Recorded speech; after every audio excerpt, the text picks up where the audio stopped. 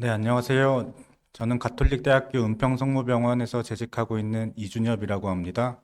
네, 오늘 급성골수성 백혈병 웨비나 주제는 불응성 재발성 급성골수성 백혈병의 치료고요.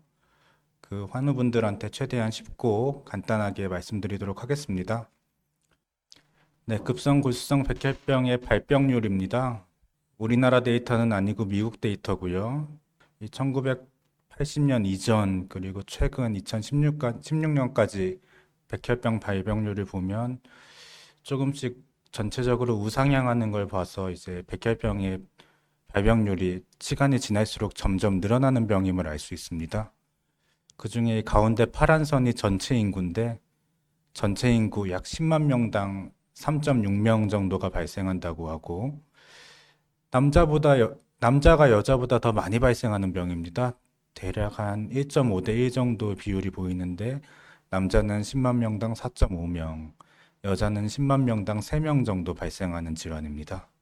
우리나라의 경우 2021년 발표된 자료에 따르면 우리나라에서 전체 암은 27만 7천 건 발생했다고 합니다. 이 중에 혈액암은 1만 7천 건 정도였다고 하고요. 그 중에 급성골수성 백혈병은 2,666건입니다. 그래서 급성골수성 백혈병은 전체암 기준으로는 약 1%, 그리고 혈액암 기준으로는 전체 혈액암 중에 16%를 차지하는 암입니다. 우리나라에서도 미국이랑 비슷하게 2,600건 중에 남자가 1,550건, 여자가 1,110건으로 한 1.4대 1 정도로 남자에서 많이 발생하는 걸 알 수 있고, 다른 혈액암들이랑 비교해 볼 때 제일 많은 혈액암인 악성 림프종의 경우에는 6,000건 정도, 그리고 다발성 골수종은 1년에 한 1,900건 정도 이렇게 발생한 걸로 알려져 있습니다. 네, 다음 사진은 급성골수성 백혈병 진단 당시 환자분 나이를 그래프로 그린 것입니다. 한 살 때 뭐 5살 미만, 5살에서 10살 이렇게 그래프가 점점 오른쪽으로 가는데 나이가 들수록 그래프가 이렇게 점점 위로 올라가서 발생이 느는 것을 알 수 있고요. 특히 이 병은 60대, 65세, 이렇게 70대 이후부터 이렇게 폭발적으로 발생률이 증가합니다. 그 75세, 80세 이렇게 피크를 찍고 그 이후에 발병률이 조금 떨어지는 걸로 알려져 있습니다. 즉, 이 급성골수성 백혈병이라는 것은 나이 고령화와 연관이 있어서 나이가 들수록 발병률이 증가하고 평균 진단시 나이는 68세일 정도로 고령인 환자에서 자주 발생하는 암입니다. 네, 그리고 전체적인 급성골수성 백혈병 환자들의 생존율을 나타내는 그래프입니다. 시간이 지날수록 이 100% 중에 살아있는 환자들의 퍼센트를 이렇게 그래프로 나타낸 것이고요. 2000년대 전에는 전체 환자들 중에 약 한 25% 정도가 장기 생존을 하고 완치가 된 것을 알 수 있는데 의학이 발전하고 새로운 약들이 나오면서 이 생존율은 조금씩 올라가고 있습니다. 2000년대 초반에는 거의 30% 가까이 장기 생존율이 올라가고 2010년 들어와서는 이제 35% 정도, 30% 이상으로 생존율이 점점 늘어나고 있는 것으로 알려져 있습니다. 최근 데이터는 아직 기간이 짧아서 알 수 없지만 최근에는 이것보다는 더 성적이 좋을 것으로 저희는 예상하고 있습니다. 네, 진단 당시 나이와 생존율을 보여주는 표입니다. 이거는 전체 환자 중에 2년을 생존했던 환자의 퍼센트를 나타내는데 총 모든 환자 중에서는 약 32% 정도의 환자가 2년을 생존한 걸로 알려져 있고 어찌 보면 당연한 얘기지만 나이가 젊을수록 이 2년 생존율은 올라가는데 나이가 들수록 2년 생존율은 아주 가파르게 떨어지는 걸 볼 수 있습니다. 40세 이하는 66%, 거의 3명 중 2명의 환자들이 2년을 살고 이게 40대, 50대로 넘어가면 50%, 42% 이렇게 떨어지다가 65세 이상, 70세, 75세 이상의 경우에는 16%, 9%밖에 안 될 정도로 나이가 많은 환자들에서는 백혈병의 치료가 쉽지 않고 백혈병으로 인해서 빨리 돌아가시고 장기 생존이 쉽지 않은 그런 병임을 알 수 있는 자료입니다. 네, 다음으로 그럼 급성골수성 백혈병의 치료 과정에 대해서 알아보겠습니다. 간단히 모식도로 나타내 보았고요. 그래서 환자들이 처음 급성골수성 백혈병 진단을 받게 되면 그 다음부터 이렇게 한두 차례의 관해유도 항암요법을 시행받게 됩니다. 그래서 이 치료를 통해서 저희는 완전 관해라는 걸 목표로 항암 치료를 받고 있고요. 완전 관해라는 것은 간단히 얘기하면 환자의 골수, 혈액, 그리고 그 외에 기타 다른 인체에 백혈병 세포, 보이는 백혈병 세포가 남아있지 않은 상태를 말합니다. 그래서 완전 관해에 성공하면 그 다음 치료로 공고요법이라든지 조혈모 세포 이식 아니면 유지요법 등의 치료를 진행하게 되고, 이 관해유도 항암요법을 통해서 완전 관해를 획득하지 못했을 때 그런 환자들을 이제 불응성 백혈병 환자들이다 이렇게 얘기합니다. 그 다음 재발성 백혈병은 뭐냐? 그러면 재발성 백혈병 환자들은 이 관해유도 항암요법을 통해서 완전 관해를 획득했는데 그 다음 과정에서 이렇게 병이 다시 나빠지고 재발한 경우, 그런 백혈병을 재발성 백혈병이다 얘기합니다. 그래서 이 두 가지를 통틀어서 불응성, 재발성, 급성골수성 백혈병이라고 얘기하는 거고, 그래서 불응성, 재발성 백혈병인 경우에는 다시 이제 완전 관해를 획득하기 위해 재관해유도 항암요법을 시행받게 됩니다. 이를 통해서 이제 관해 획득하게 되면 다음 이식이 가능한 경우에는 조혈모세포 이식을 시행하고, 이식이 어려운 경우에는 뭐 유지요법이나 다른 항암요법을 유지하는 이런 치료로 진행이 됩니다. 그래서 이 재관해유도 항암 시 이렇게 치료할 고려 사항으로는 뭐 백혈병 자체의 특성도 저희가 고려를 해야 되고, 환자의 이전 치료력, 그리고 환자 요인 이런 것들을 복합적으로 다음 항암을 어떻게 할지 결정을 하게 됩니다. 백혈병의 특성으로는 이 백혈병의 위험도가 어땠는지, 저위험군이었는지, 중간위험군이었는지, 고위험군이었는지, 그리고 이 백혈병을 유발한 유전자 돌연변이는 어떤 것들이 있었는지, 그리고 완전 관해로부터 재발까지 시기가 얼마나 됐는지, 그리고 골수 외의 재발이라고 해서 백혈병이 꼭 골수에만 재발하는 게 아니고 뭐 뼈라든지 폐, 신장, 뭐 이런 다른 장기로 재발하는 경우가 있는데, 이런 골수의 재발이라든지 이런 백혈병 재발 시의 특징에 따라서 저희가 어떤 약을 쓸지 결정을 하고, 그 외에는 이전에 어떤 치료, 어떤 약들을 썼는지, 그 약을 썼을 때 효과는 어땠고 부작용이나 저항성은 어땠는지 이런 것들을 같이 평가하고, 마지막으로 제일 중요한 환자 요인, 환자의 나이는 어떤지, 환자의 수행 능력은 어느 정도인지, 환자가 가지고 있는 다른 동반 질환, 그리고 환자의 사회 경제적 요소, 환자 선호도, 환자의 치료 의지 이런 것들에 따라서 이제 전체적으로 종합해서 다음 항암 치료, 재관해유도 치료를 어떻게 할지 결정을 하게 됩니다.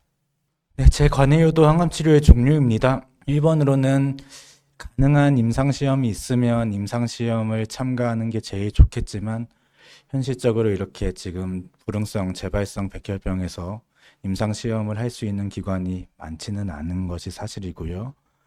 그렇지 않은 경우에는 고강도 항암화학요법을 시행합니다.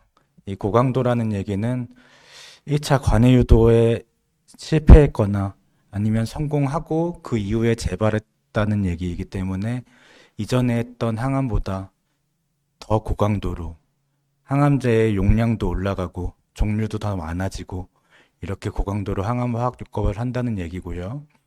당연한 말이지만 강도가 올라가고 종류가 많아지는 만큼 부작용이 심하기 때문에 나이가 드신 분들이나 다른 기저질환이 있으신 분들은 이 고강도 항암화학요법을 버티기가 쉽지는 않습니다.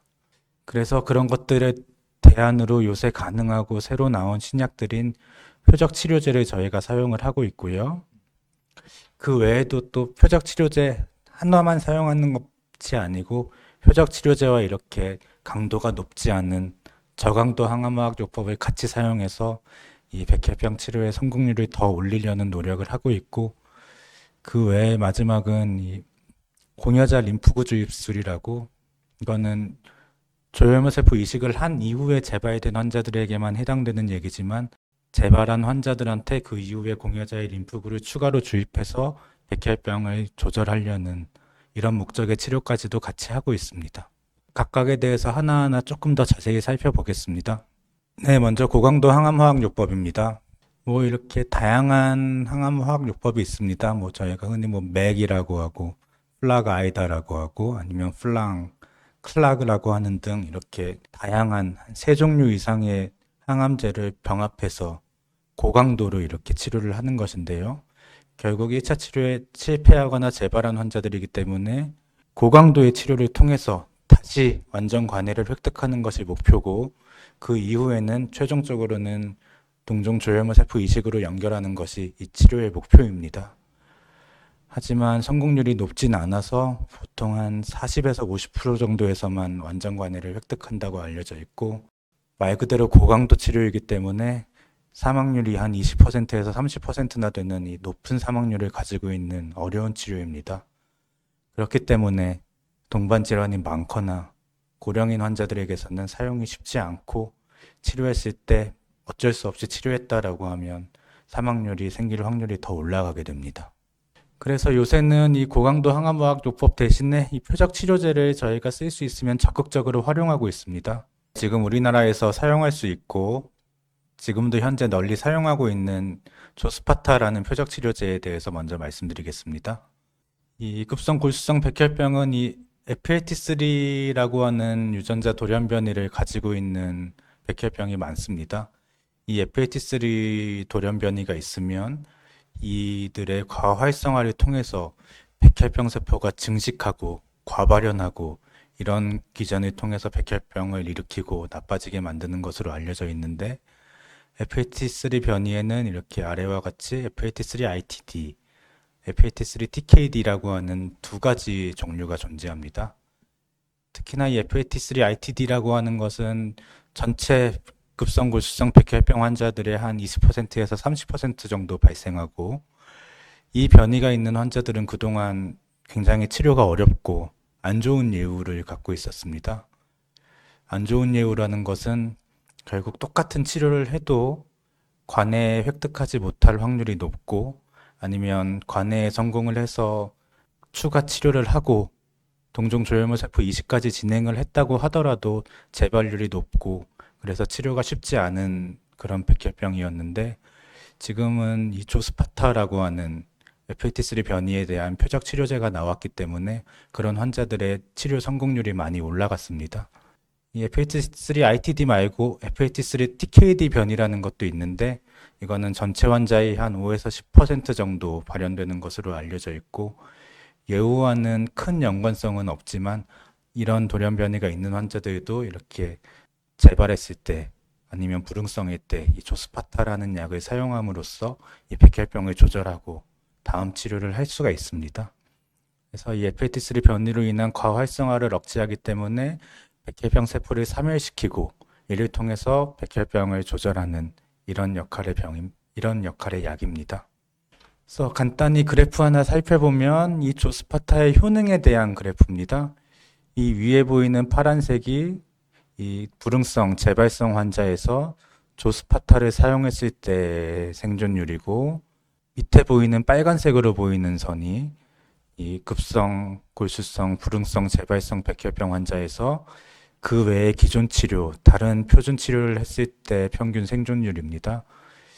이 평균 생존율 자체도 조스파타군에서는 평균 9.3개월, 기존 치료군에서는 평균 5.6개월 정도로 조스파타군에서 우월한 치료 성공률을 이렇게 보이고 있고 생존 기간을 봤을 때는 조스파타군에서는 1년에는 36%, 2년에는 20.6%, 3년에는 15.8%의 환자들이 생존한 반면 기존 치료는 1년 19.2%, 2년 14.2%, 3년 10.4% 정도로 이 조스파타를 사용했을 때 성공률이 우월한 것을 알 수 있습니다. 이런 데이터를 통해서 지금 우리나라에서도 실제로 많이 사용을 하고 있습니다.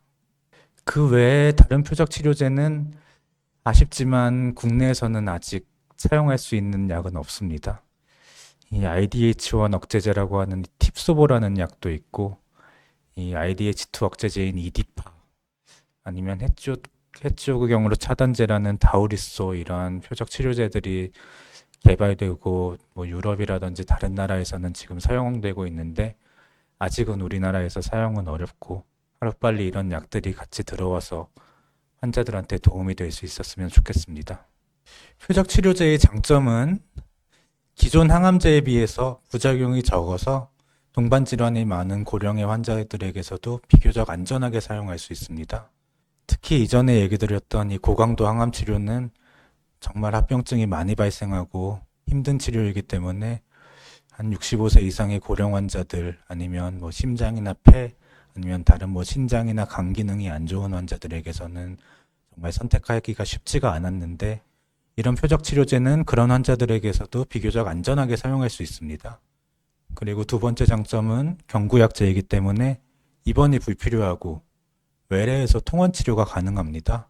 환자분이 집에서 지내시면서 이렇게 일주일에 한 번 외래에서 왔다 갔다 하면서 경과를 볼 수 있기 때문에 삶의 질 측면에서도 아주 월등하게 좋은 점이 있고, 그리고 이식이 가능한 경우에는 역시 이 조스파타를 통해서 완전 관해를 획득했을 때 조혈모 세포 이식으로 연결하는 것이 최선이고, 이식이 만약 불가능한 환자들, 고령인 환자들이나 아니면 다른 문제로 이식이 어려운 환자들은 이 조스파타를 계속 유지하는 요법도 가능합니다. 네, 다음은 표적치료제와 저강도 항암 화학요법을 같이 사용하는 요법입니다.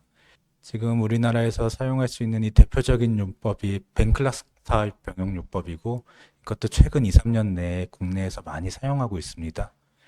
이 벤클락스타라고 하는 표적 치료제는 이 BCL2라는 것을 억제하는데 이를 통해서 백혈병 세포의 사멸을 유도하는 겁니다.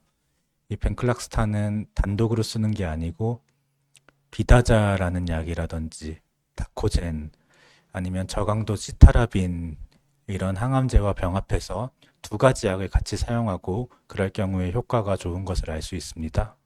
다만 한 가지 아쉬운 점은 현재 국내에서는 이 벤클락스타 병용요법을 사용할 때에는 고령의 환자 혹은 심폐기능에 이상이 있는 급성골수성 백혈병 환자의 1차 치료로만 급여가 가능하기 때문에 재발성, 불응성 환자들은 이 급여가 아니고 허가초과 본인 부담으로 사용해야 돼서 높은 비용이 든다는 단점이 있습니다. 하지만 이 치료의 장점은 앞에서 얘기했던 것과 마찬가지로 합병증이 적기 때문에 고령의 환자에서 고강도 항암에 비해서 안전하게 사용 가능합니다. 그래서 실제로 지금 뭐 60세, 65세 이상 70세, 80세 환자들에게서도 지금 많이 사용을 하고 있고요. 그리고 최근 발표된 연구들에서는 이 불응성 재발성 환자들에서도 한 60%의 환자들에게서 반응이 있었다는 결과들이 나오고 있어서 이 불응성 재발성 환자의 2차 치료에서도 지금 아주 중요하고 획기적인 약입니다. 그리고 당연한 얘기지만 반응률이 좋고 합병증이 적기 때문에 이 치료를 통해서 다음 관해를 획득하고 그 다음 조혈모 세포 이식으로의 연결도 용이한 아주 좋은 치료입니다. 네, 다음 치료로는 공여자 림프구 주입술이라는 치료가 있습니다. 이 치료는 동종 조혈모 세포 이식 후 재발한 환자들에게만 가능한 치료고요. 이식 후 재발한 환자들에게 이전에 조혈모 세포 이식을 해주셨던 공여자분의 림프구를 추가로 주입하는 치료입니다. 그런 치료를 통해서 새로 들어온 공여자의 림프구가 재발해서 문제가 되고 있는 환자의 백혈병을 공격해서 이 백혈병을 조절하기 위한 이런 목적을 가진 치료고요. 보통은 이 공여자 림프구 주입술은 단독으로 시행하지는 않고 재발 후에 아까 앞에서 얘기했던 뭐 고강도 항암 치료라든지 표적 치료제 아니면 뭐 벤클락스타 병용요법 이런 치료를 통해서 재관해가 확인된 이후에 추가로 이 백혈병을 조절하기 위해서 공여자 림프구 주입술을 같이 하게 됩니다. 2차 동종 조혈모 세포 이식이냐 공여구 주입술을 시행하냐 이런 것들에는 각각 좀 장단점이 있는데 두 개를 비교하면 이 공여자 림프구 주입술이라는 치료는 2차 동종 조혈모 세포 이식에 비해서 치료율은 좀 낮습니다. 다만 이 합병증이 발생하거나 사망률도 낮기 때문에 조혈모 세포 이식을 하기 어려운 상태의 환자들에게서는 이 공여자 림프구 주입술을 추가로 하는 것을 고려하게 됩니다. 네, 그리고 요새는 이 백혈병 치료에 이 미세 잔존 질환이라는 개념이 아주 중요한 개념입니다. 최근에는 의학이 많이 발전하면서 이 저희가 골수 검사를 할 때 이 100만 단위까지의 골수 안에 있는 혈액세포를 분석해서 그 안에 백혈병 세포가 얼마나 남아있는지를 확인하고 얼마나 남아있는지 그 양에 따라서 다음 치료를 결정하는데 이걸 중요하게 저희가 판단하고 있습니다. 이 미세 잔존 질환이 남아있는 환자들은 당연한 얘기지만 이게 없는 환자들보다 재발 가능성이 올라가고요. 그렇기 때문에 만약에 조혈물세포 이식 환자에서 미세 잔존 질환이 없다가 새로 발견된 경우에는 이 선제적으로 공여자 림프구 주입술을 추가로 시행해서 이 공여자의 림프구를 통해서 미세하게 남아있는 잔존 백혈병 세포들을 없애고 다시 미세 잔존 질환을 없애기 위한 그런 치료를 저희가 같이 하고 있습니다. 네, 불응성 재발성 급성골수성 백혈병 치료에 대한 증례를 몇 가지 좀 보도록 하겠습니다. 첫 번째 증례입니다. 2022년 11월에 진단된 환자였고요. 진단 당시 24세 남자였습니다. 8번, 21번 염색체 전이가 확인된 저위험군 급성골수성 백혈병 환자였고 진단이 되었기 때문에 11월에 바로 관해유도 항암 치료를 시행하였습니다. 이 치료를 통해서 완전 관해를 획득하였고 2023년 1월에 공고항암 1차를 하였는데 2023년 3월에 재발이 되었습니다. 이 환자는 젊고 다른 문제가 없는 환자였기 때문에 다음 치료로는 고강도 항암 치료, 맥이라는 치료를 저희가 시행을 했고요. 이 치료를 통해서 완전 관해를 획득해서 2023년 6월 동종 조혈모 세포 이식을 시행받았습니다. 다만 이 환자는 29 3개월 만에 이 머리 쪽에 덩어리가 만져지고 이런 걸 주소로 다시 내원하셔서 골수의 재발이 확인되었습니다. 이 당시 두개골뿐만이 아니고 상완골, 고환도 붓고 오른쪽 신장까지 이렇게 골수 외에 여러 군데 백혈병이 다시 재발한 것을 알 수 있었습니다. 젊은 환자였기 때문에 고강도 항암 치료를 다시 하는 걸 저희가 선택을 했고 그래서 2023년 10월부터 플라그라고 하는 고강도 항암 치료를 하고 그 외에 재발 부위 방사선 치료를 저희가 같이 병행을 해서 세 번째 완전 관해 획득했습니다. 이런 치료를 통해서 올해 5월 2차 동종 조혈모 세포 이식을 시행받고 환자는 이제 퇴원하고 외래에서 경과를 보고 있는 상태입니다. 네, 두 번째 환자입니다. 두 번째 환자는 2022년 8월에 진단받았던 환자이고요. 진단 당시 69세 여자, 나이가 적지 않은 환자분이셨습니다. NPM1이라고 하는 유전자 돌연변이와 아까 앞에서 얘기했던 FLT3-ITD 돌연변이가 양성인 중간위험군 급성골수성 백혈병 환자였습니다. 8월에 진단이 돼서 9월에 표준 관해유도 항암 치료를 했는데 2차 치료에 실패해서 완전 관해를 획득하지 못하고 불응성 백혈병이 되었습니다. 그래서 이때는 이 FLT3 돌연변이에 대한 표적 치료제인 조스파타를 국내에서도 사용할 수 있었기 때문에 2023년 1월부터 2023년 4월까지 조스파타 치료를 4주기까지 시행받았고 완전 관해를 획득했습니다. 다만 이때는 지금과 다르게 문제가 있었는데 이 조스파타라는 치료를 나라에서 이 심평원에서 4주기까지밖에 급여로 인정을 안 해줬고 그렇기 때문에 4차 치료 후 치료는 종료할 수밖에 없었습니다. 지금은 그 이후로도 계속 사용이 가능하지만 이때는 그렇진 않았고요.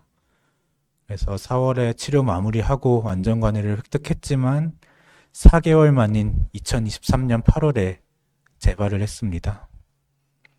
그래서 2023년 9월부터 앞에서 얘기했던 벤클락스타, 베네토클락스라는 약이랑 다코젠이라는 약을 병합요법을 통해서 두 번째 완전 관해를 획득했고 그 이후에 올해 1월에 동종 조혈모 세포 이식을 시행받았습니다. 연세가 69세, 이 당시에는 71세 적은 편이 아니었지만 두 번이나 재발하고 병의 상태가 좋지 않았기 때문에 이식 진행이 최선이라고 판단이 되었고 그래서 환자분은 지금 1월에 이식 후 6개월째 무재발 생존하고 있고 이식이 합병증으로 경증의 만성 이식 편대 숙축병이 있지만 그 외에는 큰 문제 없이 외래를 통해서 추적 관찰 중에 있습니다. 네, 마무리입니다. 급성골수성 백혈병이라는 병은 고령에서 많이 발생하는 암이고 앞에서 본 것처럼 고령 환자들은 젊은 환자들에 비해서 예후가 불량하고 특히나 재발 환자들은 치료가 더 어려운 게 사실입니다. 다만 요새는 이초스파타라든지 벤클락스타 등의 다양한 신약들이 개발되었기 때문에 이런 약들은 고령의 환자분들한테도 비교적 안전하게 사용받을 수 있고 이런 치료를 통해서 병이 다시 관해에 획득하면 이식으로도 연결할 수 있고 이런 식으로 이전에 비해서 훨씬 더 안전하게 치료를 받을 수가 있습니다.